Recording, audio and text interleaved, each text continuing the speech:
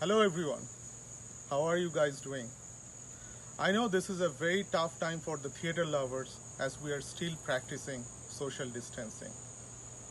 Watching live theater is like being present with a lot of tangible, living, breathing people, which is absolute fantastic experience.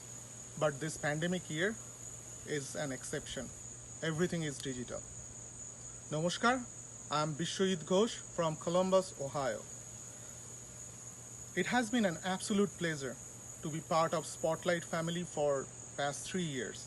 I had an opportunity to work with late Usha Ganguly in 2017's production Mantor Mera, which was staged in New Jersey, Columbus, Ohio, as well as in Detroit. Let me introduce the next 14 minutes of this 6th year celebration of South Asian Theatre Festival Part 2 Digital Short Play. It's a R.K. Narayan's masterpiece based on the episode or one of the episode of Malgudi Days. Name of the play is The Watchman, Chaukidar, performed by Swati's Production, a theatre group from Atlanta, Georgia. Cast: Debaroti Datta, Sarah De, Shaumo Bhattacharya, Surojit Chatterjee, Taposya Sen Chander, Tumpa Bhattacharya. Technical support: Rajiv De, Shutapa Das, and directed by Swati De. Chaukidar is a story of an honest old watchman who is tasked with keeping an eye on the village pond near the temple. After a few suicides in the pond, he is questioned about his capability to perform the job. The story depicts what happens when he witnesses a girl committing suicide. Best of luck, stay safe, stay home. Thank you.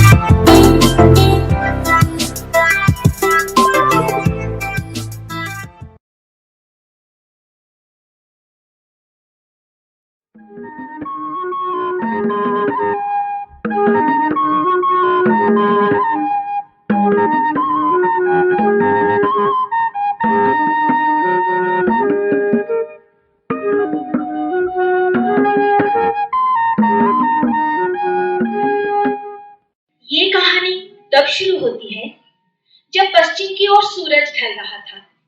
उस इलाके का बूढ़ा चौकीदार हाथ पे लाठी लेकर आखिरी सर्वेक्षण कर रहा था। शाम के टहल के बाद सभी लोग घर जा चुके थे। एक जिद्दी मछली पकड़ने वाले के सिवाय कोई आत्मा नजर नहीं आ रही थी। कुछ वक्त के बाद वो भी चला गया। तालुक ऑफिस भी तब तक बंद हो चुका था। जब चौकीदार ने देखा कि आसपास कोई मवेशी नहीं है, तब वो इत्मीनान से सो गया।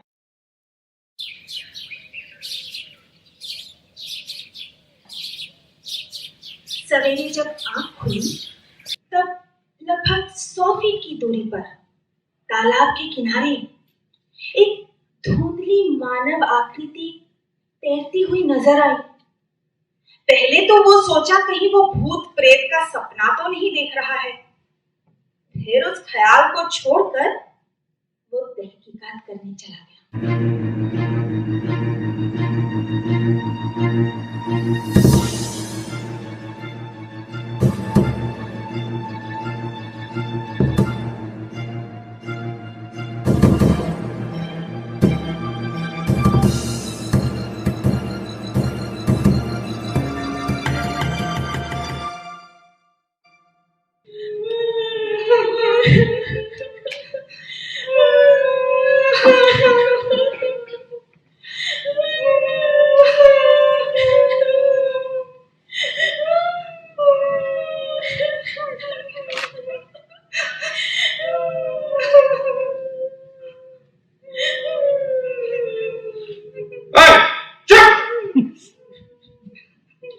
चिट्ठी में तो लिखा है इसकी सास और पति इसको बहुत सताते थे। इसका पति कहाँ है? त्रिची में रहता है साहब। तुम्हें कैसे पता? तुम क्या लगती हो उसके? सुना है साहब, मैं कुछ नहीं लगती उसकी। कई बार पड़ोस में देखा है उसे। ठीक है, वो सब पुलिस स्टेशन पर देखा जाएगा। अच्छा साहब, अच्छा। ए बुड्ढे, सलाम साहब। लाश तुम्हें मिली? हाँ साहब। कितने बजे मिली? सुबह 10-11 बजे। पिछले 2 साल में ये तीसरी आत्महत्या है ना? जी। और तुम वहां के चौकीदार हो ना? जी मैं ही हूँ। तुम उसको औरत को जानते थे? जी। तुम्हारी रिश्तेदार थी क्या? जी नहीं। फिर दोस्त होगी तुम्हारी? साहब, मैंने तो उसे पहले कभी नहीं देखा। देखा नहीं? तो तुम चौकीदार किस काम के? साहब, ये सब चीजें रात को ही होती है।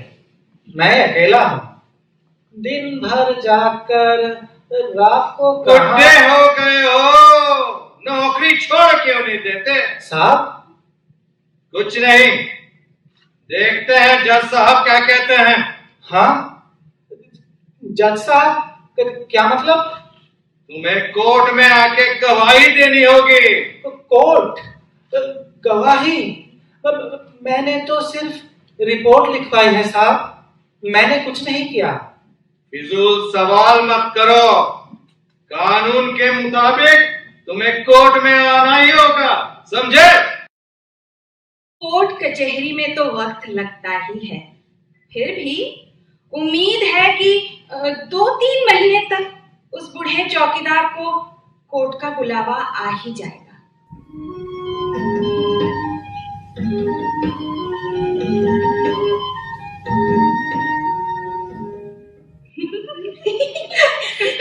दिन भर काम, फिर रात।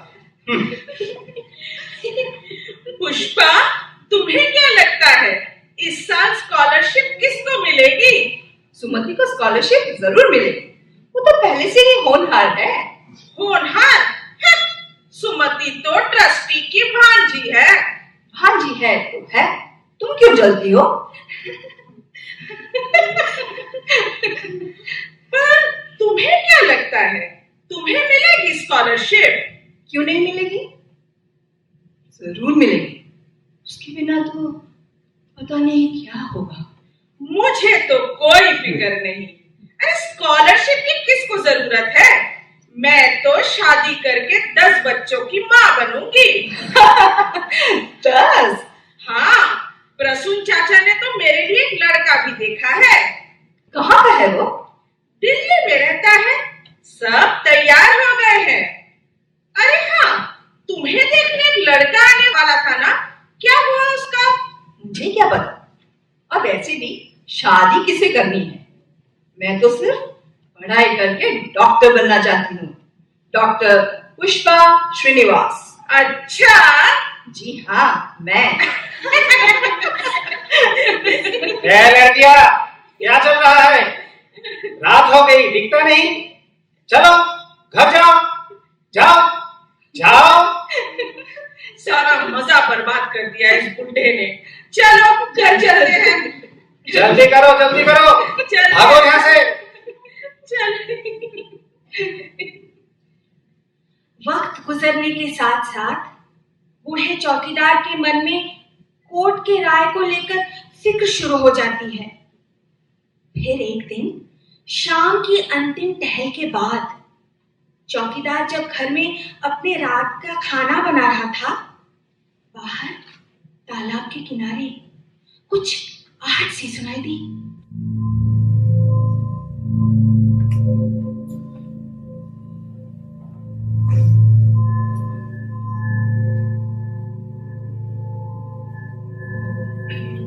ए लड़की, क्या कर रही हो? कौन हो तुम? निकलो, आ जाओ वहां से, आ जाओ। अरे खड़ी खड़ी मेरा मुंह क्या देख रही हो? निकलो वहां से, निकलो। अरे आ जाओ। पानी ठंडा है, सर्दी जुकाम हो जाएगा। आ जा, आओ। अरे क्यों हर कोई यहाँ आके मेरे तालाब का नाम खराब करता है? मरना है तो जाओ, कहीं और जाओ, लेट जाओ रेलगाड़ी की पटरी पर। अच्छा, आ जाओ, आओ, यहाँ बैठो, बैठो। ओहो, रोमा, नाम क्या है तुम्हारा? पुष्पा। पुष्पा, तुम घर क्यों नहीं जाती? मेरा कोई घर नहीं है। घर नहीं? ये कैसे हो सकता है? मैं 5 साल की थी जब मेरी माँ गुजर गई। अच्छा, तुम्हारी कोई सौतेली माँ है? हाँ। तुम्हारी सौतेली माँ तुम्हें बहुत सताती है? नहीं, वो मुझे बहुत प्यार करती है। पिताजी की मौत के बाद उन्होंने ही मेरी देखभाल की। फिर तुम्हें तकलीफ क्या है? जाओ, देर हो गई होगी, घर जाओ। मैंने कहा ना, मेरा कोई घर नहीं। पर तुम्हारी बातों से तो लगा कि तुम्हारी सौतेली माँ तुम्हें बहुत प्यार करती है। इसीलिए मैं उस पर बोझ नहीं बनना चाहती हूँ। अच्छा, तब तो तुम्हें तब तक इंतजार करना पड़ेगा जब तक वो तुम्हारी शादी नहीं कर देती। पर मैं शादी नहीं करना चाहती हूँ। डॉक्टर बनकर अपने पैरों पे खड़ी होना चाहती हूँ। मैंने अपनी सौतेली माँ को रात रात भर जगते देखा है, मेरी वजह से। कॉलेज में 20 रुपए महीने में फीस भरना पड़ता है। 20 रुपए? मेरी महीने भर की तनख्वाह भी उतनी नहीं, सिर्फ पढ़ाई लिखाई पे 20 रुपए। आज तक मैं इसी उम्मीद पे थी कि मुझे स्कॉलरशिप मिल जाए। पर आज सुबह जब मैंने कॉलेज का नोटिस बोर्ड देखा तो उसमें मेरे अलावा और सबका नाम था। अब तो मेरी माँ और मेरा भाई मेरी शादी कर ही नहीं थे।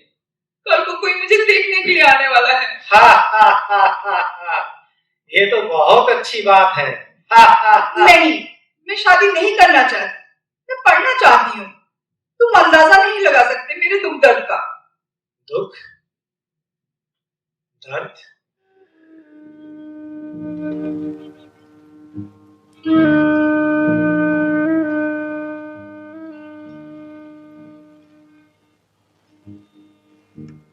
हर किसी का अपना अपना दुख दर्द होता है बेटी, और अगर हर दुख के लिए हम आत्महत्या करने लगे तो ना जाने कितने मौतें हमें मरनी पड़ेगी, है ना? तुम अभी जवान हो, ना समझ हो, तुम्हें नहीं मालूम कि असली दुख क्या होता है।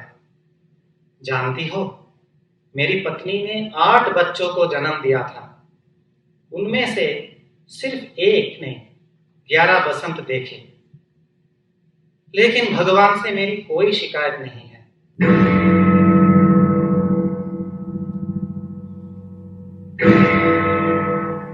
देखो बेटी, काफी देर हो चुकी है, तुम घर जाओ।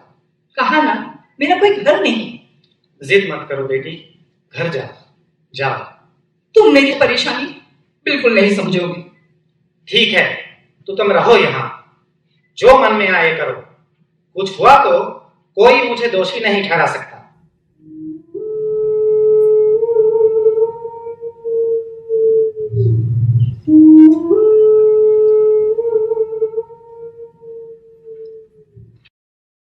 अगली सुबह जब चौकीदार वापस काम पे आया, उसका मन विचलित था, ये सोच के कि उस लड़की का क्या हुआ। तालाब में कोई लाश भी तो नजर नहीं आई। फिर भी मन ही मन में कम से कम एक आत्महत्या के लिए वो खुद को जिम्मेदार समझने लगा। कई साल बाद एक शाम जब वो तालाब के किनारे खड़ा था, उसने देखा कि सड़क पर एक औरत और 2 बच्चे एक गाड़ी से नीचे उतरे।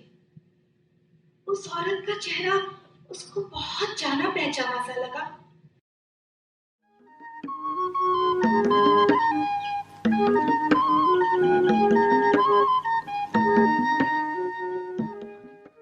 ये कौन सी जगह है मम्मी? ये वही पुराना मंदिर है जहाँ मैं अक्सर आया करती थी। रोज शाम को कॉलेज खत्म होते ही हम यहाँ आकर बैठते थे तब ये जगह और भी खूबसूरत थी। तालुक ऑफिस वालों की थी ये जगह। सच कितनी सुंदर है ये जगह। गुड़िया संभल कर चलो, संभल कर। नमस्ते बेटी, बेटी तुम पुष्पा हो ना? गुड़िया इधर आ जाओ, मैं तुम्हें मंदिर दिखाती हूँ। चलो जल्दी चलो, आ जाओ। पुष्पा नहीं है, शायद कोई और है।